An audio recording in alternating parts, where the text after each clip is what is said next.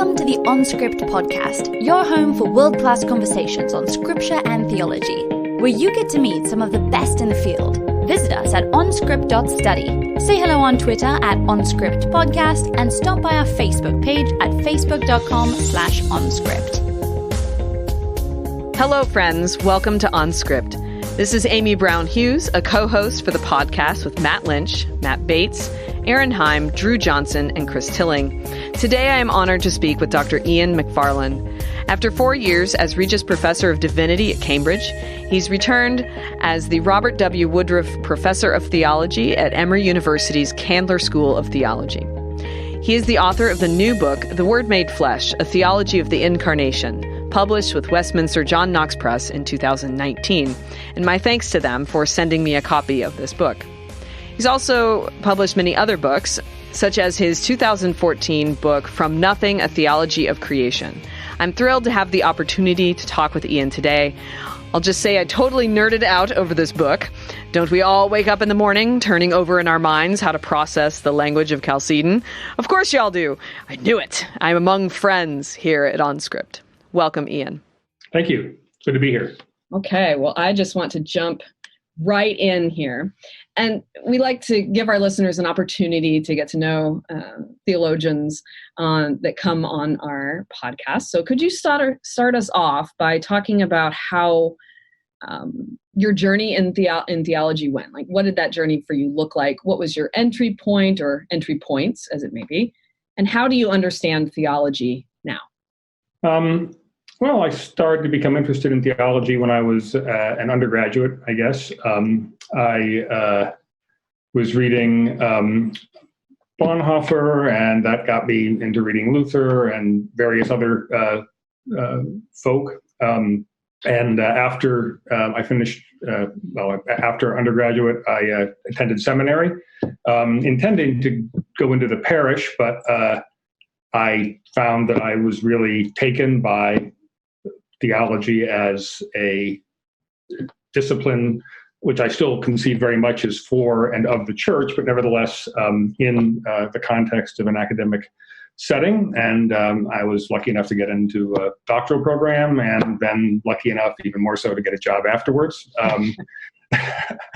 And so that's how I got here. I mean, again, as I indicated, I really do think of theology as pretty much the discipline that has to do with the church's reflection on whether or not what it ends up saying actually bears witness to the good news. So I think of it as very much an ecclesial centered discipline, and that my own work, one can see what I think I'm doing in many of my writing, and certainly in this book, is to look at a doctrine that might appear to be not good news, or at least not to be directly related to what Christians might imagine to be good news, or which has been specifically charged with inhibiting that message and attempting to show how it actually does a better job than has been suggested. So.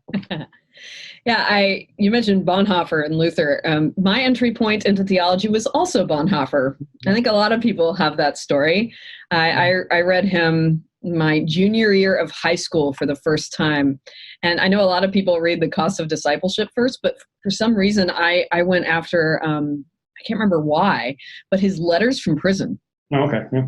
And there was just something so captivating. I come from the Pentecostal charismatic tradition, and you're from the Lutheran tradition. Yeah. So it was actually quite interesting that I ended up reading Bonhoeffer in a lot of ways. But it's interesting to hear different entry points for people, how some of the same people tend to come up, which I think is a testimony to, and Luther being another one, freedom of a Christian, or these people that have lives that we connect with, right? Yeah. So it was discipleship for me, I must admit, so I was very typical that way. But letters and papers came pretty quick. Well, I want to jump right into your book with a big question. Why a new book on the Incarnation? As I've already alluded to a little bit, what I was interested in was, let me make a two-stage answer to this. in my immediately previous piece of work, my book on creation, I made use of a lot of Christological background material, and it seemed like a next step would be to go into that in a little more detail. But then the particular problem I wanted to address was the critique, which has been made by theologians going back to the turn of the 19th century or before, that traditional Christian ways of talking about Jesus had ended up diminishing the significance of Jesus' humanity. And much modern Christology, in reaction to that, has been forms of rethinking the doctrine of Christ's person that attempt to distance themselves from the Chalcedonian definition and address that claim in other ways. And it seemed to me that those alternatives actually had some significant problems with them, and that while the concern, the original critique was fair enough in terms of the way in which Chalcedon had actually been appropriated in both Eastern and Western churches, nevertheless, the doctrine actually had more robust resources to address that concern than modern attempts to reformulate it, those who took that route might have believed. So that's sort of the genesis of the project. When I appreciated your book, well, as an early Christian theologian, just your work with the texts, and not just texts from the tradition and the early tradition, but also moving into sort of Catholic, Reformed, Orthodox, just a lot of work with these texts, where there's sort of a sense in which, like really looking at the ad fontes, right? Like going back to these sources and saying what resources maybe aren't we utilizing that are already there. And I really appreciated the attention to that in your book, which, as you say, was part of the point. But it read as, I think sometimes when we think about, we're going to read something about this council, it was in the 5th century, but this was a real sort of beautiful way to look at these discussions that were happening in this council in a way that allowed it to kind of shine through. It doesn't get lost in sort of this happened way back then with these philosophical guys and this stuff and all the things that we pile onto it. Mm-hmm. So I appreciated that. So your book is composed of 3 major sections: the divide, the bridge, and the crossing. And you advocate a Chalcedonianism without reserve, observing that it's typical for Catholic, Orthodox, and Protestant traditions that adhere to the theology laid out at the Council of Chalcedon in 451 to affirm it, but then, as you say, not so much follow through on the implications, which has led to basically a weak interpretation that has left some room and some questions, perhaps. So you point out that this is especially true with Jesus's humanity, as you've already mentioned. Would you lay out, maybe more specifically, where you see that lack of follow through and what the resulting implications are? Yeah, well, you see, Schweitzer famously critiques the tradition of lives of Jesus in the 19th century, but he's very appreciative of the fact that they actually brought Jesus, at least made an attempt to bring Jesus to life in light of what he views as Chalcedonian tradition to which they're reacting, where Jesus' divinity had swamped his humanity. And I quote Catherine Keller much more recently, who makes a similar point. She has a wonderful image she puts forward that what's happened in traditional Christology is that the doctrinal frame has overwhelmed the picture of Jesus that is supposed to be in the center. And I think the reason that happened was because beginning with the Tome of Leo, which is pre-Chalcedonian, but becomes the major filter through which Chalcedon is interpreted, particularly in the West, there is this idea that Leo talks about the humanity shining through in the sufferings and divinity shining through in the miracles, more or less. And that suggests that the real, so when you hear that, what do you think is important? Well, the miracle part, right? So the things that become of theological interest are actually not those things that are actually most distinctively human about Jesus. They're not, again, nobody denies Jesus' full humanity, all the rest of it. That's part of the language.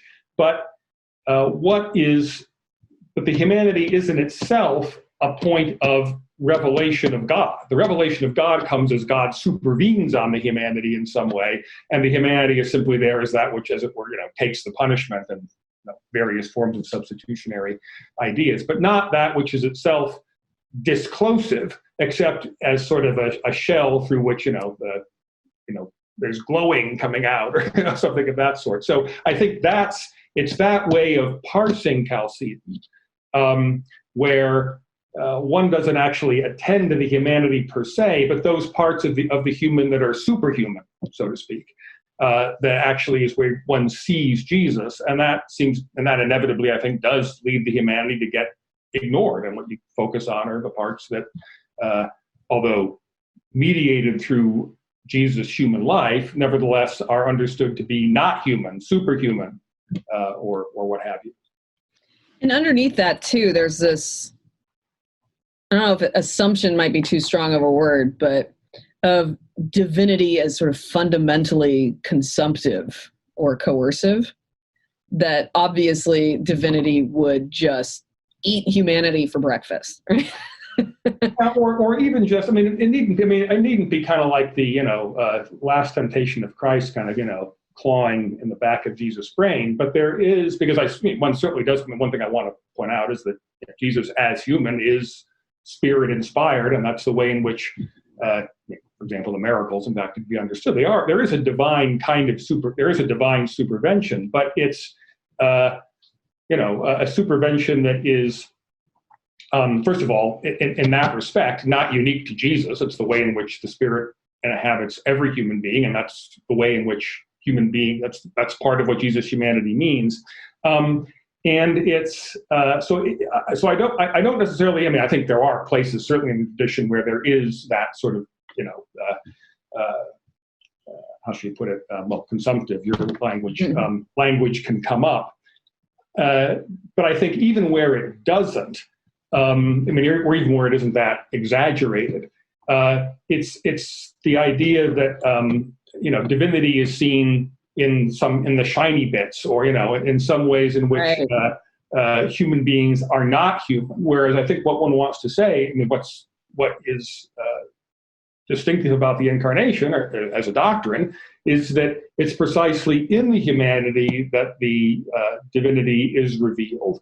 And although it happens in Jesus in a particularly significant way, because in him alone is the person identified with God in a way that isn't the case with other persons. Nevertheless, the mechanisms of the display of divinity are much the same. That is, miracles are done by Elijah, by the apostles, and by Jesus. And the mechanism by which they're done, that is, by which human beings display the power of God in a way that is revelatory of God's will for creaturely flourishing, how that happens is the same in all cases. That is, the Spirit empowers human beings to do that work.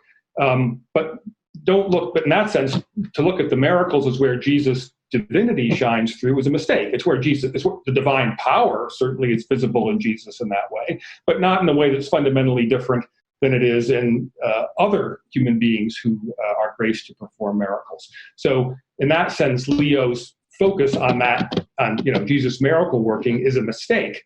Again, not because of any problem with miracles, or miracles can't be verified, or any of that stuff, simply because that isn't actually distinctive of Jesus. Jesus' miracle working is something that is broad-based, and of course Jesus himself famously says his followers will do greater miracles than he does. So that can't be a proper focus for Christological reflection if you're trying to determine what's distinctive about Jesus vis-a-vis other human beings. Thank you for that. So in your first section, in which you explore with this divide, right? In which you explore the creator-creature distinction, you talk about how we talk about God. As many of us are used to hearing it taught or teaching it ourselves, especially some very classic, sort of theologians have written this way, the attributes of God. instead of beginning with the classic incommunicable attributes or perfections, those descriptions of God that are not true of anything or anyone in creation, but are of God, or as we can describe God, you follow Karl Barth's privileging of the communicable or relatives. Would you talk a little bit about why you took this particular approach? Yeah, of course, part of what I do is to say that Barth actually doesn't do what he says he's going to do. Right. That although he says he's going to privilege the communicable attributes, in the section before he actually goes in the attributes of love and the attributes of freedom, he actually emphasizes aseity and freedom, and that actually becomes the dominant motif in his presentation. So in that sense, I'm trying to do something I think is more consistent with what Barth himself said he was going to do. And of course, the other thing I do is when I get to the incommunicable ones, I don't prioritize freedom. In fact, I don't mention it at all. It becomes presence. But in terms of the ordering is, for me, and I think this is what Barth also thought, but it's a function of the way in which God's own intertrinitarian life is most fundamentally structured.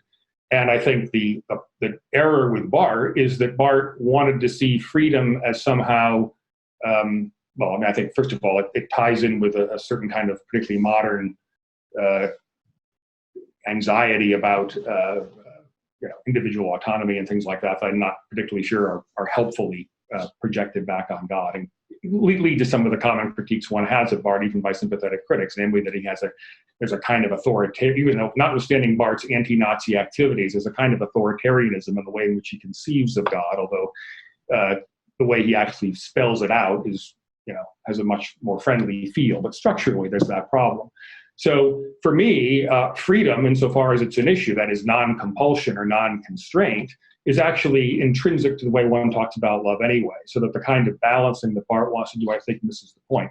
Now, in terms of why begin with those attributes, again, they're part of the intrinsic structure of the divine life. Fundamentally, the life is a life of love, and the reason one makes that conclusion is because the biblical narrative of God, and particularly of Jesus' relationship with God, I think, puts that forward. So it's an attempt to be faithful to what I take it to be, what I see as the internal structure of the Trinity, which in turn is faithful to the biblical exposition of God's identity and character. So that's the reason. Again, very similar in terms of the logic to Barth, but trying to do it in a way that I think is actually more, I hope, is more consistent with Barth's own insights than Barth's exposition was. Right, and I think there's this constant sort of, it's hard to tell, like excusing Barth in his own context, right? Of but all of us in how we are describing God and the particular sort of things we want to emphasize, right? It's almost from a very personal space. We almost make God distant because it feels a variety of reasons, right? We need a power that's bigger than the power that we're dealing with. That is the wrong kind of power. We need something that helps answer questions when we have no questions. So we tend in our desire to know God, almost in a sense, sort of use those attributes called incommunicable as a way of almost making God safe in transcendence, to kind of freeze him in a particular way that in some kind of roundabout way helps us feel like we're communing with God, when God is actually revealing something quite different. Yeah, I mean, I guess there's, you can't make too much of a fetish of things. I mean, I don't think there's any, great sin that would happen if you went the other way around, but every theology, adopts its own rhetoric to attempt to make points and to guard against tendencies that the theologian is worried about, or the theologian sees elsewhere, or imagine she or he sees elsewhere in the tradition. So, how one does things is partly always an attempt to, I think, implicitly correct problems seen elsewhere, and that affects the way it happens. I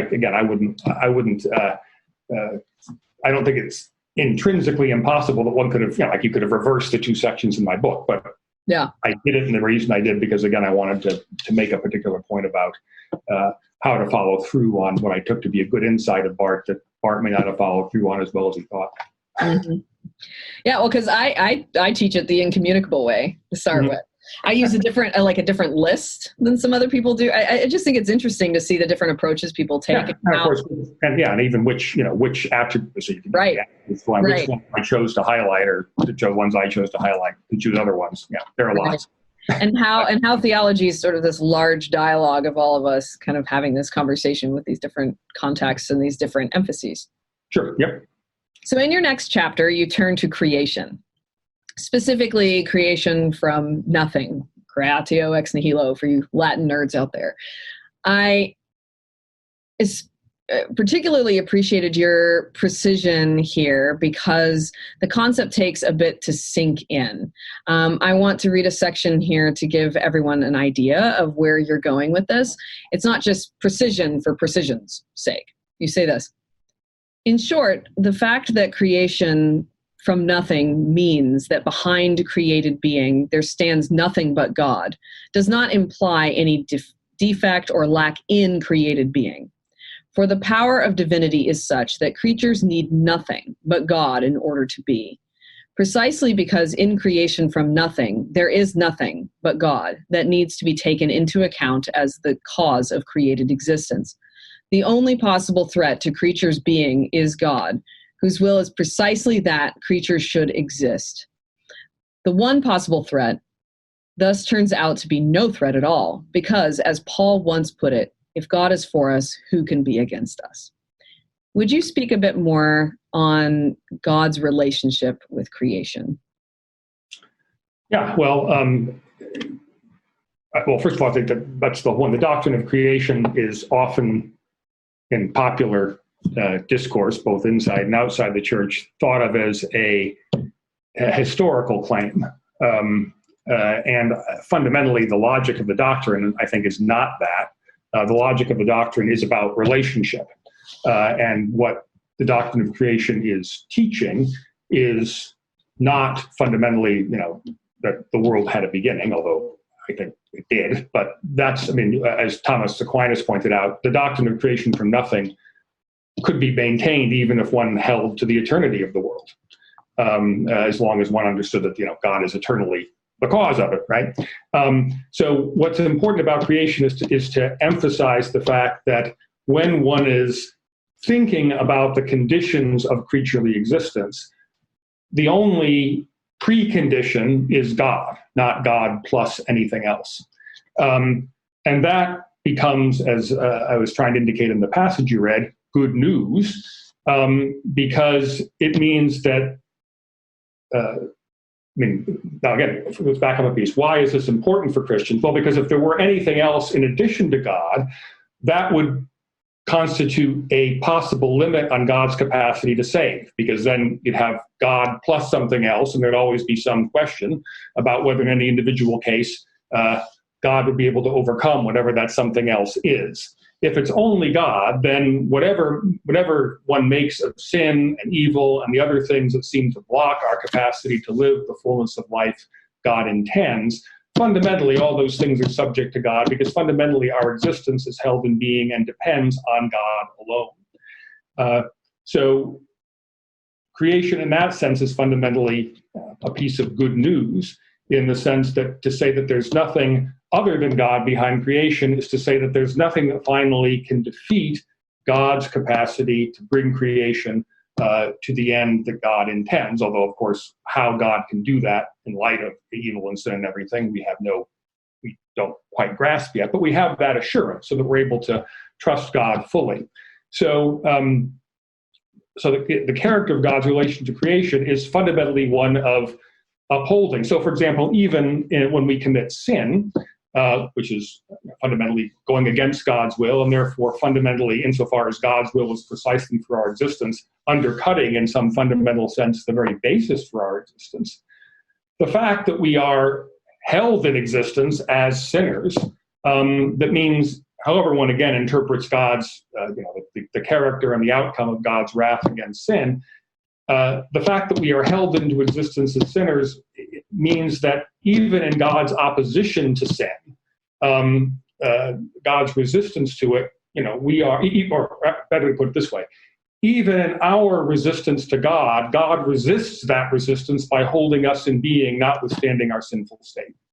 So that the fundamental character of God's relationship to creation is one of upholding and affirming, and an upholding and affirming that against which there is no other force that could constitute a potential for defeat. Thank you for that.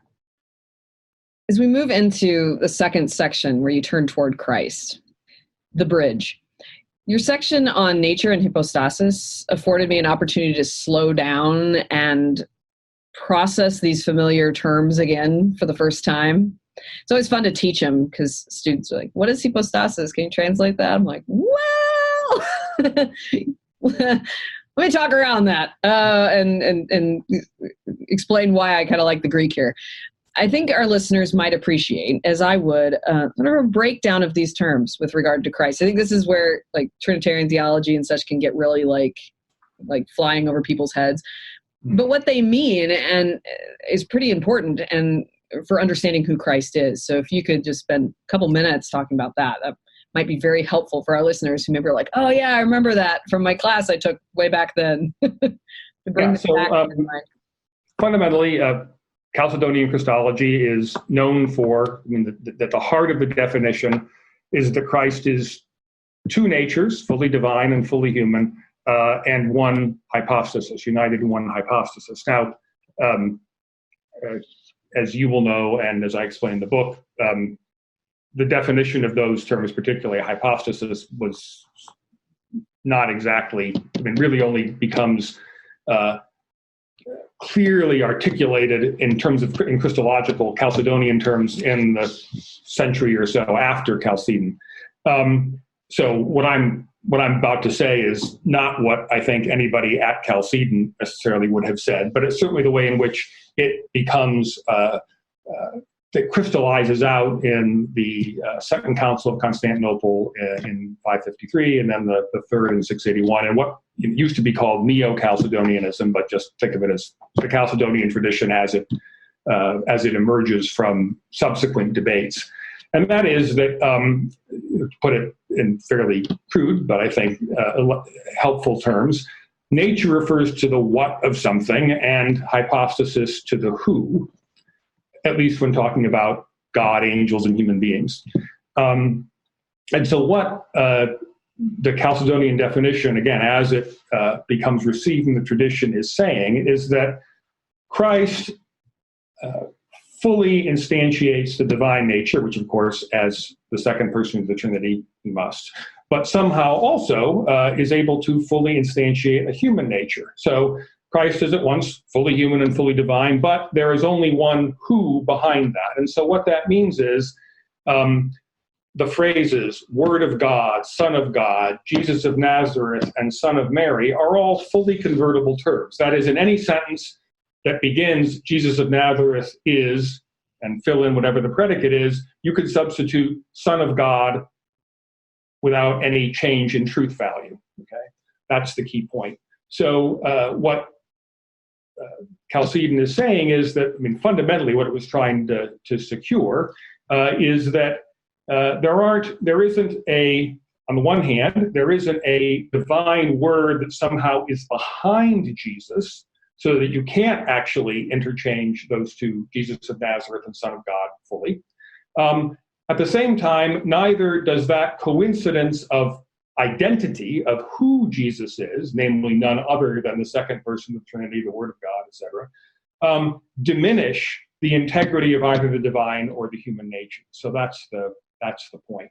And the way I talk about this, what I've just said up till now, is pretty much bog standard Christological distinction, more or less. What I attempt to do in the book, and here I borrow from my own teacher, Catherine Tanner, is to argue that the notion of, that one can conceive that notion of incarnation in a way, fully divine and fully human, in ways that don't involve any kind of mixture or melding or anything like that, by simply recognizing that what happens in Jesus is that whereas it's always the case that with every creature, because of creation from nothing, God is the immediate source of that creature's being and action. In Jesus alone, God identifies that creature's being and action with God's own self.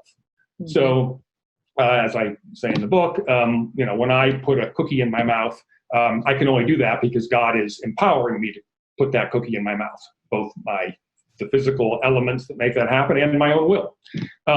But when Jesus puts a cookie in his mouth, that's also true. But in Jesus' case, and in Jesus' case alone, we can say that when Jesus puts a cookie in his mouth, we can say God puts a cookie in his mouth, which we wouldn't say with any other human being.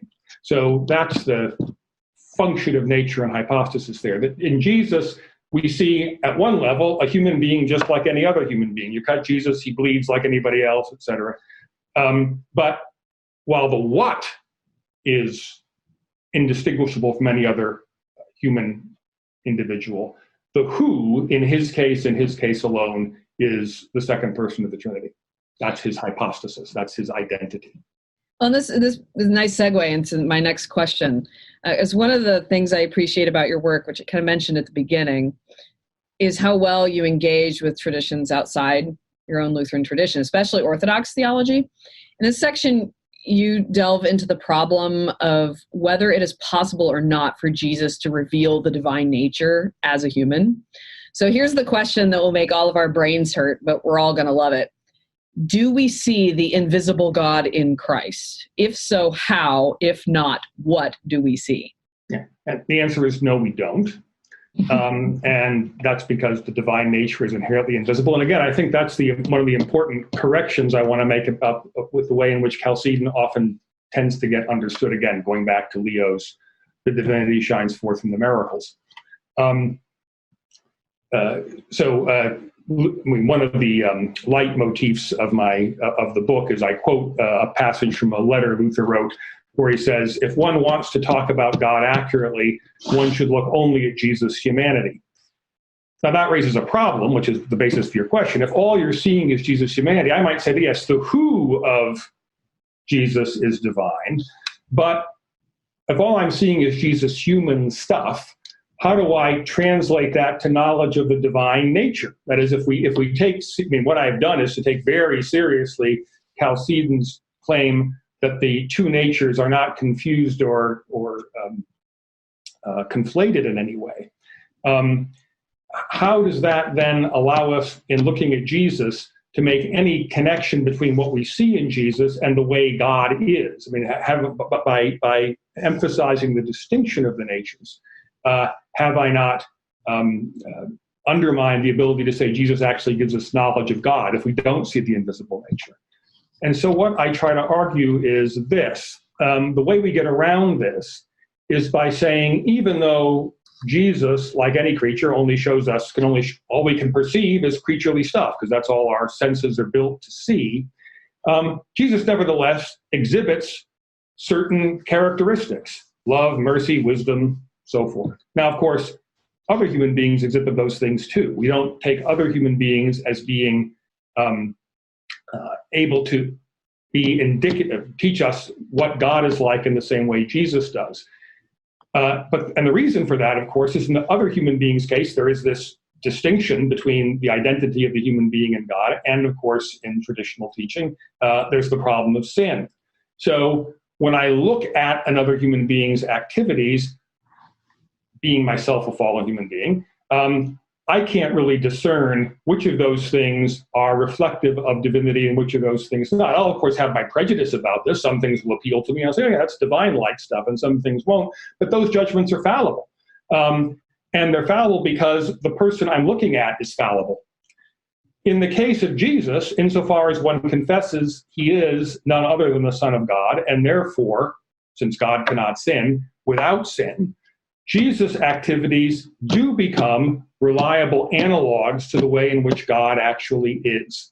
So although we do not see the divine nature in Jesus, we do see in Jesus the exhibition of those activities of God: love, mercy, wisdom, wrath, justice, all those things, in a way that allows us to say, this becomes a proper guide to our talk about God. Now, even so, of course, because God's transcendent, when I speak of God as good or wise or just, it isn't simply Jesus times 50 or whatever. I mean, there's always going to be a break between any creaturely manifestation of divine goodness and wisdom, and therefore my understanding of what divine goodness and wisdom really are prior to the eschaton. Nevertheless, insofar as one confesses Jesus as truly divine, Jesus' activities and tendencies become the reliable guides for Christian God talk, even though we don't actually see divinity, that is the divine stuff, because the divine stuff is inherently invisible. We do see the divine activities mirrored in a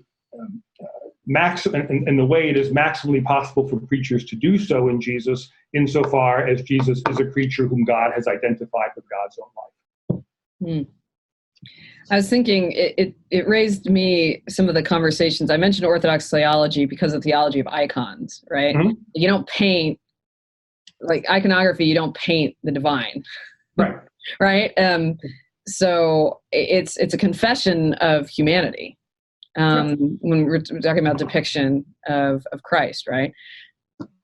But humanity that is participating in the divine activities and right. in some way, so that Jesus and then the saints, we're talking about icons, insofar as the saints are imitating Jesus, Jesus still becomes the criterion. But it's the idea that there are aspects of God's being that, insofar as we're creatures, God gives us to share in. Again, because we are, insofar as we are sinful and creation has a fallen state, our ability to gauge our talk about God to any non-Jesus creature is fraught.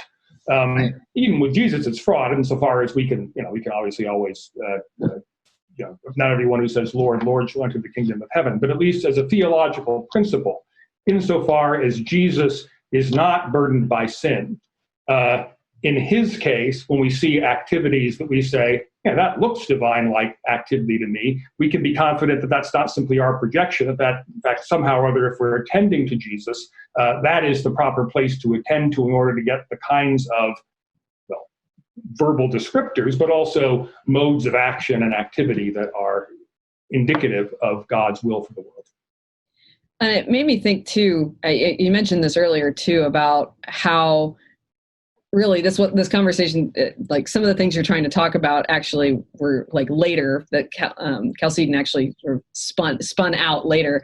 And it makes me think a lot about how, especially in the Protestant frame, if we talk about councils at all, we tend to stop at 451 and don't really go off into, icons, and we just sort of go, oh, that's not us. But in my own teaching and such, I've just noticed how stopping there, actually, we run into some pretty significant difficulties in Christology. And it's not because, I want them to know something that they don't know, but the very questions that they're asking. The church has had these conversations about the humanity of Christ and how these things interact. So it's another thing I appreciated about your book, bringing those conversations in as like normal and not sort of, these later things that these people only talk about. So let's move to the last section of your book. So there's a particular point that you return to several times in your third and final section, The Crossing, that the resurrection or the ascension, the parousia are, quote, further episodes in Jesus' life, right? You work to distinguish these as non-spatiotemporal events that don't just automatically follow in temporal succession after Good Friday. Like, well, then it's the resurrection, then it's the ascension, then it's the second coming. I have a note in this section, like I wrote it out to the side, that just says time, ... my brain hurts. Would you outline your concern here and help us not to fall into the issues that result from not attending to this point? So again, the claim is that, basically my claim that Jesus' story ends on Good Friday. And then what one has in resurrection, ascension, and parousia are three different, as it were, aspects of the vindication of that life, but not further episodes in that life. Although, because of difficulties of how you talk about these things, they end up looking like narrative sequence. Why do you not want to make them narrative sequence? Why do I want to insist on the fact that Jesus' life is bounded by Christmas and Good Friday? Because Jesus' life is precisely the communication of God's identity for us. If it's open-ended, which is what you're saying, if you say that, well, yeah, that after Jesus died, it's kind of like, there's sort of we simply go up a step, but there's simply more sequence of events, more time. Then we're saying that Jesus' identity is in fact open-ended. And if his identity is open-ended, then we can't be positive that maybe part of what we're going to see is that Jesus isn't so gracious or kind or willing to see us saved after all.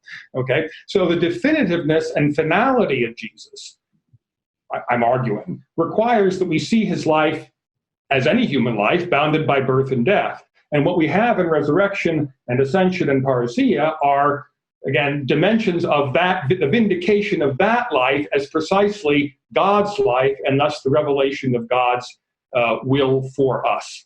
So we have, so resurrection is the fact that God, not far from allowing that life to die, declares that life is in fact upheld as that of the Son of God. Ascension is talking about the fact that identification means that Jesus is at God's right hand. That is, Jesus stands in for God, that God's power is nothing other than Jesus' power. And parousia simply refers to the fact that at some point that fact will be publicly revealed to the whole world. But it's not, Jesus isn't sitting in heaven tapping his foot waiting for the parousia. I mean, I think probably one thing I want to emphasize in the book, both before and afterwards, is don't think of Jesus having a career that begins at some infinite point in the past and goes some infinite point in the future and sort of ticks along, and then he comes down and up. In other words, time really only refers to this worldly element of the word's existence. When you're talking before or after, although we can't help but do that because we're in time and our conceptual apparatus is linked to it, there's a fundamental category mistake there. Jesus isn't living, there is no, you can't talk about the word existing, living before the incarnation or after the resurrection, because that's assuming that there's temporal extension in God's life, which I don't think there is. And again, I think there's, in addition to the fact I think that's a problem with how you think about God, it also is a problem for the coherence of one's claim of the finality of Jesus as the unsurpassable revelation of who God is. Right. The open-endedness being... Open-endedness would call into question whether or not Jesus is actually what some person we want to trust or not. Right. What makes it definitive is that we see that the one who is Lord is the one who identifies with the human condition even unto death, and all that happens after that is the crucified one. That one who did that is defined as the one who is none other, who is the being of God's own self. And there's no more to be said than that. All that's going to be said is the, as it were, playing out the implications of that reality. Like I said, time, my brain hurts, but it was a particularly important section for me, because even as I write about these things and think about these things or teach these things, especially, I think that's where it gets really, and in every sermon, right? We're about to enter the Lenten season and go into, listening to Eastern sermons and such, and just the difficulty that we have of communicating this, and how when we sort of let go of some of these precision pieces, how we can undercut everything we're trying to communicate, which isn't meant to be like to scare people into or anything, but at the same time, it helps us recognize that you don't just have I learned Christology at one point and then I'm done sort of thing. Well, continuing the other thing about this, I think, is it's important, and this is one thing I think happens often with, left behind kind of eschatologies and stuff, is if you don't do what I suggest, then in fact what ends up happening is actually the significance of the earthly Jesus becomes pretty minimal. I mean, what becomes interesting, or what you look towards, I mean, you have to believe things about that person and that he's going to come again. But in fact, the big excited thing about Jesus is, rapturing people and coming again. That's where the point of interest is. And again, no, that's fundamentally a mistake. What's of interest, what is ultimate, is what we saw between the birth in the stable and the death on the cross. And everything else that happens afterwards is simply the exaltation of that event. Not some further thing that, like, okay, that happened before, but now what we're really looking forward to is something else. No, we're not looking forward to something else. We're simply getting, God gives us greater and greater and ultimately more and more public demonstration of that. Because then what we end up saying is we end up falling into the privilege, like, quote unquote, the privileging of divinity, right? Like, yeah. Well, and divinity becomes simply a projection of power that we like to see, rather than what actually has been demonstrated for us. It's Jesus, bopping heads again, which is what we naturally want to go to when we think of divinity, not the cross, which is what God tells us divinity is about. So, yeah. Well, I think after that question might be a good time for our speed round. Okay. So these are quick questions. So just sort of immediate off the cuff. Are you a morning or a night person? I think more an afternoon person would be the right one. What superpower do you wish you could have, and why? Ooh, boy. I think probably invisibility, and I think just because I like the idea of sneaking around. My daughter tells me the smart answer should always be telekinesis. But in terms of gut response, that's my response. But I hesitated because I still have her. I think she's logically quite right. But you want to just gut response, so there you go. If you got a day to hang out with any theologian, living or dead, who would it be and why?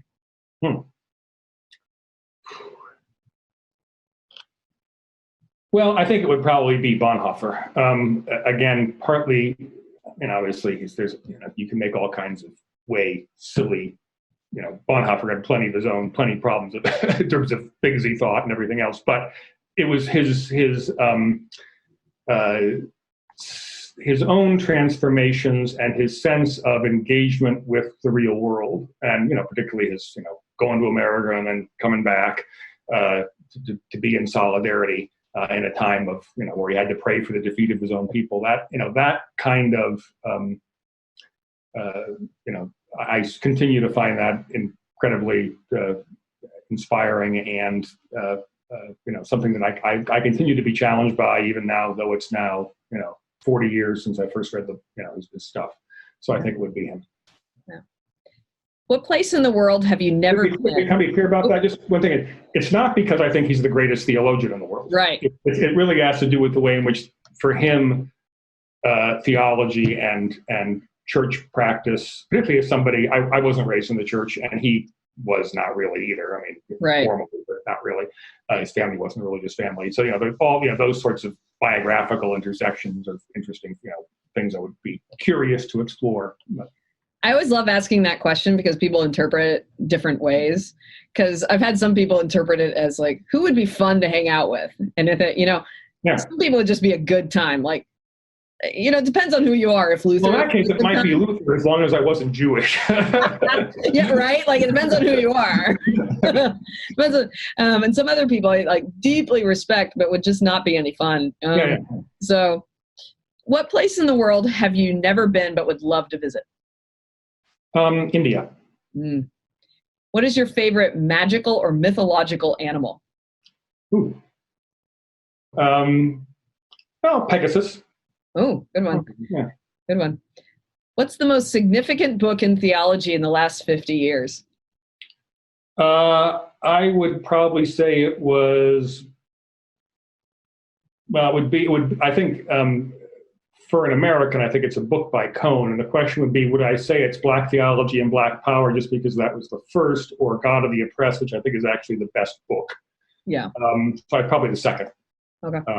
I still think that's, I've been influenced by lots of other American theologians as well. But I think in terms of a real shift of dialogue and a way of thinking about source materials differently, that for me is still, I would put that at the top. Oh, absolutely. Absolutely.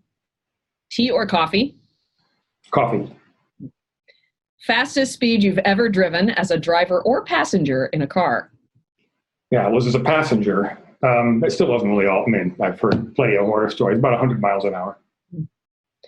For a very short distance, I should know, but it's still pretty scary. Right? There comes a point where you're like, ooh, and then it's like, ooh, stop. What's one idea in theology you think needs to die? Ooh. Well, I think there's way overuse of the word incarnation, incarnational stuff. And I think that's almost always, I mean, incarnation refers to one event. And otherwise again, I think this is where God's commitment to the world doesn't require, you don't say, well, God, incarnation is that bit, and otherwise, I mean, there are plenty of ideas in theology to disagree with. So I'm not sure, I could just go through with my, list of things I don't like, but that's, I mean, given we're talking about my incarnation book, I would encourage all folk out there to be restrictive of your use of the language. If you want to talk about God's dedication to the flourishing of the world, Jews and Muslims can do that just as well as we can. We add anything as far as that goes. Again, that's built into creation from nothing. So use incarnation to talk about Jesus, and otherwise use other language. Nice. So a few more questions. In your final chapter, you explore this in-between ascension and parousia space where we find ourselves in, and ask a key question. What is the nature of Jesus's presence now? I've noticed that the imperceptibility of Christ tends to be a particular stumbling block for my students. This seeming absence breeds a sense of wistfulness at the distance. Well, if we just met Jesus, the God who was with us and is no longer. The God who was human and is now, they're not sure. Part of the lack of theological imagination here is Christological, but it's also linked to our understanding of the Holy Spirit and in the church as the body of Christ. So I'd love to hear you make some sense of these connections for us and reflect specifically on the relationship between Christ and his body, the church. Yeah, well, so in the book, I talk about sacraments, I talk about the church, and then I talk about the way in which, then I riff on Maximus for a bit and other things. So the church is indeed a way in which one can speak about Christ's presence now. I think it's not, as in the book, not the final thing I want to say about it, just because it can be parochial. But one thing that is, again, since we've talked about Bonhoeffer a bit, Bonhoeffer's idea of Christ existing as the church, it can be overplayed in certain respects. That is, one doesn't want to identify generally, in a strong sense, things that happen with the church with what Jesus is doing. I think that really has to be limited to sacramental actions. Just because otherwise there's a kind of ecclesial triumphalism that can take place. I think what I want to say is that obviously the Spirit is Jesus' Spirit, and the Spirit is not, that Spirit's activity is not limited to the church, but the church is the place where people speak about the Spirit's activity as such, and other places the Spirit can certainly be active, but people aren't going to be, by definition, if they're not in the church, they're not going to be talking about it in terms of the Spirit of Jesus in the way that Christians will. So the church therefore has a burden to self-consciously reflect on the extent to which what's happening in it can actually be seen as reflecting what is understood as the Spirit's ways with the world. Again, there are virtually no places other than absolution, baptism, and the Eucharist where I'd want to say church activities can be 100% identified with the activities of the Spirit. But I think there is, and this is part of what the body of Christ is about, there is discernment within the church about, and that's what the church really is all about, is an argument about, what do we do to make, where do we see the Spirit moving, and how do we be attentive to those things. So I mean, the fact that Jesus, if people think that Jesus being here would make things easier, just, plenty of people saw Jesus in the flesh and were truly impressed. So, right. in that sense, the absence or presence is probably, a moot point. But certainly, at least while Jesus was here, Jesus could control his own self-presentation. At this point, obviously, divine sovereignty is such that when trust, Jesus is still doing that in some way, but Jesus is doing it in a way that calls us to be actively involved in it and to take responsibility for it. And so the activity of the Spirit is partly an activity of persons in the church, in faith, and in careful listening and patience with each other, attempting to discern where this is and isn't happening, and attempting to ensure that it's where Jesus is always seeking to have people share in his life. What kinds of processes are or are not happening in the church's witness that makes that clear and evident, and that creates minimal stumbling blocks for people to be able to acknowledge and participate in that. So one last question. I don't really think I'm spoiling the ending here, but I wanted our listeners to hear that this book really is about the gospel. And what a beautiful gospel it is. So, Ian, would you read for us a section near the end of your book for us? Certainly. The message of the gospel is not that of an unknown God, a deus absconditus, who in his transcendence is one with whom we finally can have nothing to do, whatever combination of awe, terror, respect, or fascination the thought of him may inspire. The gospel is rather that the Word, who from all eternity is God, became flesh in and as the human being named Jesus. That this one has a name, which by virtue of the Incarnation is also and evermore God's name, is crucial, for it serves as a continual check on our tendency to conceive of God in other terms, by reference to whatever ideas of causation, necessity, perfection, order, goodness, truth, or beauty may press upon us in our desire to orient ourselves in the face of the experiences of contingency, vulnerability, suffering, and death that so naturally give rise to talk about God, but of a God who, without a name, because beyond any possibility of naming, cannot help but be both unknown and unknowable. Now, it may well be that statements made about this unknown God, the God of the philosophers or of so-called limit experiences, are also true of the God of Israel. Why should it not be so?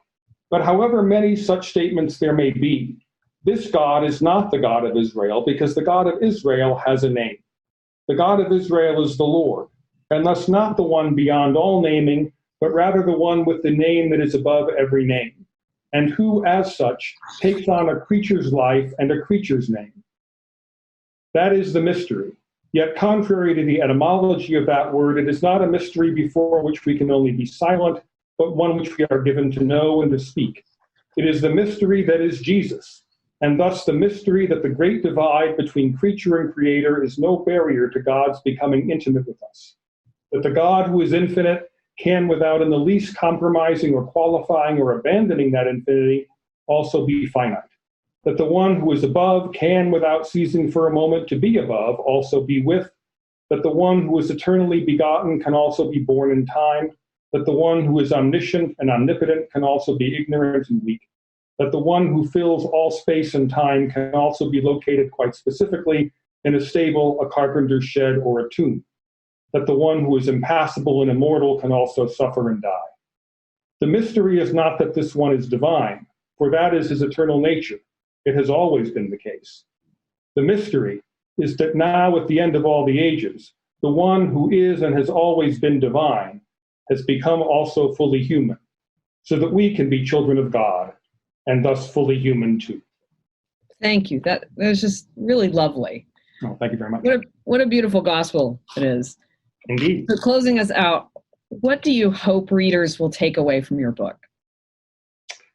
I hope they'll take away that bit from Luther that is the sort of the superscript for the whole thing, that to understand that the discipline, the Christian discipline of talking about God must always be tied to the humanity of Jesus. And any theology that moves away from that fundamentally ends up compromising what the good news really is. And so that's what I hope people work with. And that's what I mean. That's what I think when I use the phrase Chalcedonian wisdom without reserve. That's what I think Chalcedon actually has the potential to push us to. However, variably, it has done so over the history of the last 1,500 years. Well, it was a pleasure talking with you today, Ian. Truly a delight. Well, it's been my pleasure to be here, and I'm very grateful for the opportunity to talk a little bit about my work. So this is your host, Amy Hughes, with OnScript. We've been enjoying a conversation today with Dr. Ian McFarland, Robert W. Woodruff Professor of Theology at Emory University's Candler School of Theology. Ian wrote The Word Made Flesh, a Theology of the Incarnation, published by Westminster John Knox Press. You can find a link to his book on our website, onscript.study. Thank you for joining me today, friends. You've been listening to OnScript, delectable conversations on scripture and theology. If this episode has brought you inner peace or lit your biblical fire, please consider a small donation of just $2 or $5 per month. Information on how to donate can be found at onscript.study/donate.